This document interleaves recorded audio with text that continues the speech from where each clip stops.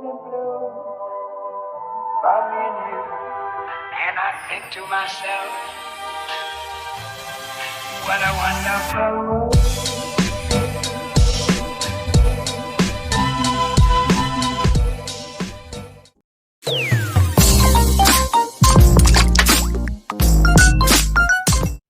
Assalamualaikum warahmatullahi wabarakatuh. Kredit yang diberikan. Pengertian kredit. Secara umum, kredit berarti kemampuan untuk memberikan pinjaman dengan suatu janji yang akan dibayar sesuai dengan waktu yang disepakati. Menurut Undang-Undang Nomor 10 Tahun 1998 tentang Perbankan, penyediaan uang atau tagihan yang dapat dipersamakan dengan itu berdasarkan persetujuan pinjam meminjam antara bank dengan pihak yang lain, mewajibkan pihak peminjam untuk melunasi hutangnya setelah jika waktu tertentu dengan pemberian bunga. Ada beberapa unsur kredit, yaitu 1. Debitur dan kreditur. Debitur atau sering disebut dengan nasabah adalah pihak yang mendapat pinjaman, sedangkan kreditor sendiri adalah pihak yang memberikan pinjaman atau menyalurkan pinjaman, yaitu bank. Yang kedua ada perjanjian. Setiap kredit yang diberikan oleh pihak bank harus didasari adanya perjanjian antara bank dan debitur berupa perjanjian kredit. Yang ketiga ada jangka waktu. Setiap kredit harus ditentukan jangka waktu pemberian kredit, yaitu jangka waktu mulai dari kredit dicairkan sampai dengan kredit lunas. Yang keempat ada balas jasa. Bank memberikan kredit dengan tujuan agar memperoleh pendapatan atau balas jasa, yaitu berupa bunga kredit untuk bank konvensional. Yang kelima ada kepercayaan, dan yang terakhir ada resiko. Risiko terjadi bila mana dana yang mereka cairkan untuk debitur tidak kembali. Jenis-jenis kredit. Jenis kredit secara umum dibedakan sesuai dengan bentuk kredit, jangka waktu, dan tujuan penggunaan kredit. Jenis kredit menurut bentuknya. 1. Ada kredit rekening koran. Kredit rekening koran adalah kredit yang secara langsung akan dimasukkan dalam rekening giro nasabah. Yang kedua ada installment loan. Installment loan adalah kredit yang angsuran pokok dan bunganya dilakukan secara teratur sesuai jadwal angsuran yang telah ditetapkan dalam perjanjian kredit. Kredit menurut jangka waktunya. 1. Ada kredit jangka pendek, yaitu kredit yang berjangka waktu maksimum 1 tahun. Kredit ini umumnya diberikan untuk kredit modal kerja dan kredit rekening koran. Yang kedua ada kredit jangka menengah, yaitu kredit yang berjangka waktu antara 1 tahun sampai 3 tahun, berupa kredit investasi yang nilai kresinya tidak lebih dari kredit konsumsi. Yang ketiga ada kredit jangka panjang, yaitu kredit yang berjangka waktu lebih dari 3 tahun, misalnya kredit produktif, kredit perumahan, dan kredit kendaraan. Yang terakhir ada jenis kredit menurut kegunaannya. 1. Ada kredit modal kerja, yaitu kredit yang diberikan dengan tujuan untuk membiayai modal kerja usaha. Modal kerja perusahaan dapat berupa kebutuhan operasional perusahaan, seperti dana untuk menutup piutang perusahaan, dana untuk menutup kebutuhan proses produksi, dan modal kerja lainnya. Yang kedua ada kredit investasi, adalah kredit yang diberikan untuk membiayai investasi suatu usaha dan pengadaan barang-barang modal, misalnya kredit untuk membangun proyek baru, membeli mesin, membeli alat angkutan, dan untuk membeli aktiva tetap. Yang ketiga ada kredit konsumsi, yaitu kredit yang diberikan untuk keperluan konsumsi. Kredit ini sering disebut juga personal loan. Contohnya kredit pemilikan rumah atau KPR, kredit pembelian kendaraan, kredit untuk pendidikan, dan sebagainya.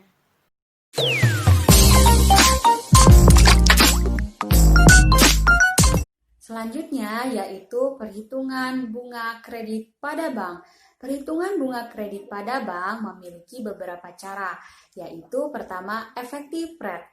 Effective rate berasal dari persentase bunga dikalikan dengan saldo akhir pinjaman setelah dikurangi angsuran pokok.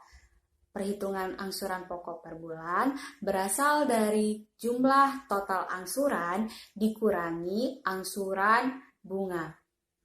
Dalam metode ini, total angsuran akan tetap sama per bulannya. Akan tetapi, angsuran pokok akan meningkat, sedangkan angsuran bunga akan menurun. Rumus yang digunakan dalam metode ini yaitu A sama dengan N dikali I per 1 dikurang 1 ditambah I pangkat min N, di mana A sebagai total angsuran per bulan, M jumlah kredit, I suku bunga per tahun, dan N sebagai jangka waktu kredit per bulan. Yang kedua yaitu annuity. Annuity merupakan perhitungan bunga dengan mengkalikan persentase bunga dikalikan dengan saldo akhir pinjaman secara tahunan. Dalam metode ini, total angsuran akan tetap sama, tetapi angsuran pokok akan meningkat dan angsuran bunga akan menurun karena bunga dihitung dari saldo akhir kredit. Rumus yang digunakan dalam metode ini yaitu A sama dengan M dikali I per 1 dikurang 1 ditambah I pangkat min N. Kemudian AB sama dengan A dibagi 12, di mana A sebagai total angsuran per tahun, M jumlah kredit, I suku bunga per tahun, N jangka waktu kredit, dan AB total angsuran per bulan. Yang ketiga yaitu sliding rate. Sliding rate merupakan perhitungan bunga kredit di mana total angsuran akan menurun setiap kali angsuran. Dengan cara ini, angsuran pokok diperhitungkan tetap, sedangkan angsuran bunga diperhitungkan menurun. Penurunan ini dikarenakan perhitungan bunga berasal dari persentase bunga dikalikan dengan saldo akhir pinjaman. Dalam metode ini, rumus yang digunakan yaitu AB sama dengan I dikali 1 per 12 dikali M min AP. Jika mencari AP, yaitu AP sama dengan M per N, di mana AB sebagai angsuran bunga, I sebagai suku bunga per tahun, M sebagai total kredit, AP sebagai angsuran pokok, dan N sebagai jangka waktu kredit per bulan. Yang keempat yaitu flat rate. Flat rate merupakan perhitungan bunga yang sama rata setiap kali angsuran, di mana total angsuran pokok dan angsuran bunga akan sama setiap kali angsuran. Biasanya, metode ini digunakan oleh Bank Perkreditan Rakyat atau BPR karena sangat sederhana dan mudah. Rumus yang digunakan dalam metode ini yaitu A sama dengan M dikali I dikali T per N. Yang kelima atau yang terakhir yaitu floating rate. Floating rate merupakan kebijakan bunga yang dilakukan oleh bank dengan metode bunga mengambang, yang artinya bank dapat mengubah suku bunga tanpa memberitahu nasabah atau debitur.